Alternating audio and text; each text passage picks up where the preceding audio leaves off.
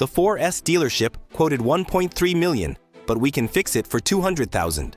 Would you dare drive it after it's repaired? Why is it only Audis that can be called debuting? Because the 4S dealership quoted 200,000 for just 2 headlights, which is enough for me to repair this car. It's not much different from a Lamborghini bedroom. An Audi Q8 is a very niche and unpopular model. What kind of people can afford to spend 800,000 or 900,000 on this car?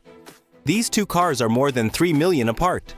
Compared to the more practical Audi Q7, the Q8's exterior design is more trendy and appeals more to young people, especially the full lines of the exterior. People who drive this car are definitely individualistic and have a unique style. This Audi Q8 looks bad, but it's actually quite bad. The front is completely smashed, leaving only the license plate. The drive shaft is also damaged in the front. The most expensive part to repair is the entire front. Why is it only Audis that can be called debuting? Because the 4S dealership quoted 200,000 for just 2 headlights, which is enough for me to repair this car. The headlights we can purchase only cost a few thousand yuan.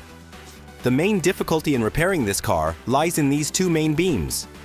See how broken they are? They just fell off. Although the crash beams are relatively thin, they're nothing in the face of speed. It crashed directly into a rock, causing severe damage. Even the reinforcing ribs are bent at a 45-degree angle and completely broken. This is an all-aluminum body, and it's completely shattered. So it's not worth repairing. We'll install the new parts using the original factory assembly process. We'll also handle the adhesive lines properly to prevent leaks, abnormal noises, and weld points. We have professional equipment. After pressing, it will look exactly like the original car. Those who say this kind of car is undrivable after repair are because they hired someone who didn't do a good job. Actually, the most important factors affecting safety and handling in this kind of car are the engine, chassis, and airbags. In this car, the engine has been moved backward in the crash. We can only see what's wrong with the engine by removing it. As for the chassis, the damage is not just a simple replacement. We also need to adjust it. This is the most important step. It must be adjusted to be exactly the same size as the original car. This way, we won't have any problems with handling. As for these exterior parts, they're just pure scrap metal.